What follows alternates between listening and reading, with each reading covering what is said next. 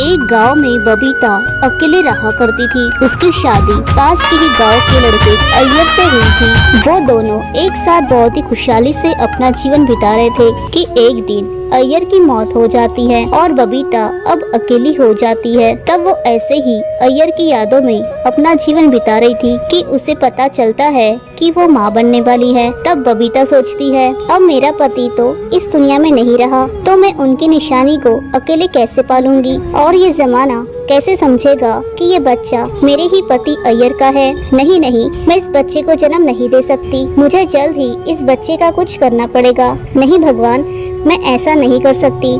मैं इस बच्चे को इतनी बड़ी सजा नहीं दे सकती। मैं जरूर इस बच्चे को जन्म दूंगी, फिर चाहे ये जमाना मुझे भला बुरा ही क्यों न समझे। तब बबीता अपने पुराने घर को छोड़कर वो दूसरे गांव में रहने जाती है और वहां अपने बच्चे के जन्म होने का बेसब्री से इंतजार करती है। फिर ऐसे ही कुछ महीने बीत जाते हैं और फिर उसे एक नन्ही सी बेटी होती है। वो उस बच्ची को देखकर बहुत खुश होती है और उसे बहुत ही ज्यादा प्यार करने लगती है। बबीता अपनी बच्ची का नाम सोनू रखती है और उसकी अकेले ही बहुत अच्छे से देखरेख करने लगती है। अब धीरे धीरे सोनू बड़ी हो रही थी। तब एक दिन बबीता काम की तलाश में बहुत दूर चली जाती है। तब वो देखती है कि रास्ते में एक आदमी और एक औरत बहुत ही ज्यादा खून से लथपथ पड़े हुए थे और वो औरत बहुत ही जोर जोर से रो रही थी। तब रोने की आवाज सुनकर बबीता तुरंत उनके पास जाती है और उनसे कहती है, तुम दोनों को क्या हुआ और तुम दोनों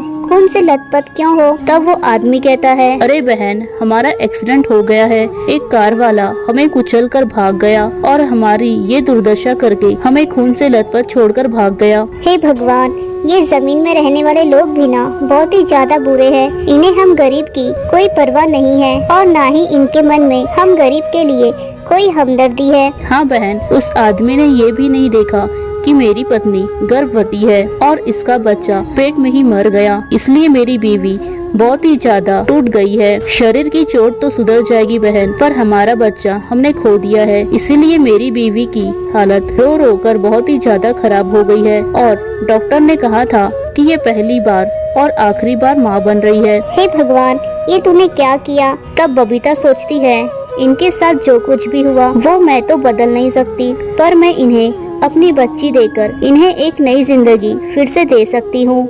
हाँ, ये फैसला बहुत ही अच्छा है। मैं अपनी बच्ची को इन्हें दे देती हूँ। इन्हें इनकी औलाद मिल जाएगी और मेरी बच्ची को उसके मम्मी पापा दोनों का प्यार मिल जाएगा। मैं भला अकेली उसे दोनों का प्यार कैसे दे पाऊंगी। तब बबीता सोनू को उन्हें सौंप देती है। ये लो बहन, तुम्हारी बच्ची। आज से मेरी नन्ही बच्ची अब तुम्हारी है। तुम इसे बहुत प्यार देना। आपका बहुत बहुत धन्यवाद बहन, आपने मेरी बीवी को एक नई जिंदगी दी है और हम दोनों को दोबारा माँ बाप बनने का सुख दिया है। हम दोनों आपका ये एहसान कभी नहीं भूलेंगे। तब बबीता अपने दिल पर पत्थर रख के उन्हें अपनी बच्ची सौंपती है और वहाँ से चली जाती है। एक गांव में दया अपनी बेटी बबीता के साथ रहा करती थी।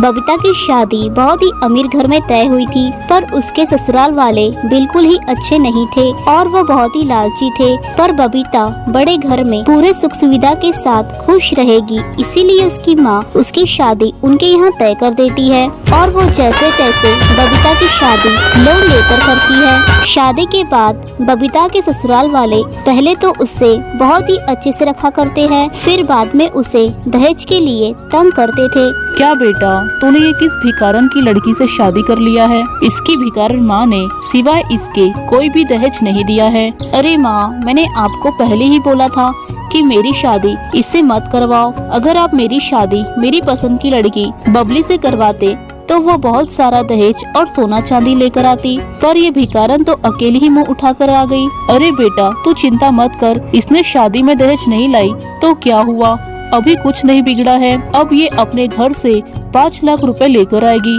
अगर इसने ऐसा नहीं किया तो तू इसे तलाक दे देना।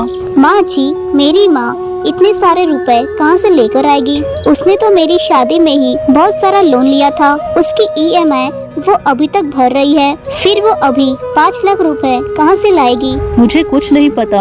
अब तेरी माँ खुद को बेचकर भी रुपए लाए तो चलता है, पर मुझे आज ही तेरे घर से पूरे 5 लाख रुपए चाहिए। तब वो दोनों जबरदस्ती बबीता को पैसे लाने उसके मायके भेज देते हैं। तब बबीता अपने मायके जाती है। क्या हुआ बेटी, तुम रो क्यों रही हो? तुम ठीक तो हो ना? तब बबीता अपनी माँ को कुछ नहीं बताती है। कुछ नहीं माँ, मुझे आपकी बहुत याद आ रही थी तो मैं आपसे मिलने यहाँ चली आई। तुमने बहुत ठीक किया बेटा, मुझे भी तुम्हारी बहुत याद आ रही थी। तब बबीता थोड़ी देर के बाद वापस अपने ससुराल आती है। अरे ये क्या, तुम खाली हाथ वापस लौट आई? मैंने तुमसे कहा था ना अपने मायके से 5 लाख रुपए लेती आना, पर तुम तो खाली हाथ ही लौट आई।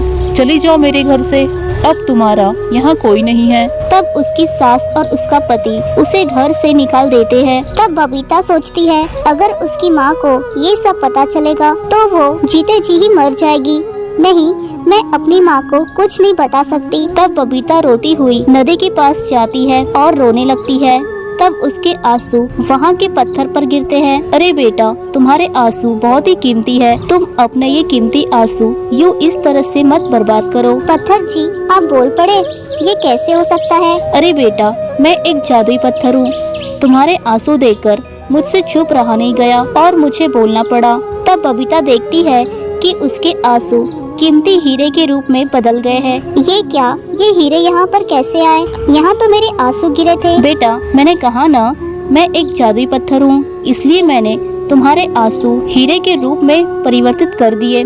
तुम ये हीरे लेकर जाओ और इससे तुम अपना जीवन सुधारो। तब बबीता वो हीरा लेकर जाती है और वो हीरा बेचकर खाने का होटल खोलती है और अकेली ही खुशी खुशी अपना जीवन बिताती है। तब एक दिन उसके होटल में भीख मांगते हुए उसकी सास और उसका पति आता है। अरे माँ जी, जेठा जी, आप यहाँ, और आपकी ये दशा कैसे हुई? अरे बेटा, ये सब हमारे कर्मों का फल है। हमने तुम्हारे साथ बहुत गलत किया है, अपने गृह लक्ष्मी को घर से निकाला है, मुझे माफ करना बेटा। तब बबीता उन दोनों को माफ कर देती है और फिर तीनों अपना होटल मिलकर चलाते हैं और फिर इसी तरह से वो तीनों एक साथ खुशी खुशी रहते हैं। एक गांव में बबीता अकेले रहा करती थी। उसकी शादी पास के ही गांव के लड़के अय्यर से हुई थी। वो दोनों एक साथ बहुत ही खुशहाली से अपना जीवन बिता रहे थे कि एक दिन अय्यर की मौत हो जाती है और बबीता अब अकेली हो जाती है। तब वो ऐसे ही अय्यर की यादों में अपना जीवन बिता रही थी कि उसे पता चलता है कि वो माँ बनने वाली है। तब बबीता सोचती है अब मेरा पति तो इस दुनिया में नहीं रहा तो मैं उनकी निशानी को अकेले कैसे पालूंगी और ये जमाना कैसे समझेगा कि ये बच्चा मेरे ही पति अय्यर का है। नहीं नहीं, मैं इस बच्चे को जन्म नहीं दे सकती, मुझे जल्द ही इस बच्चे का कुछ करना पड़ेगा। नहीं भगवान, मैं ऐसा नहीं कर सकती, मैं इस बच्चे को इतनी बड़ी सजा नहीं दे सकती। मैं जरूर इस बच्चे को जन्म दूंगी, फिर चाहे ये जमाना मुझे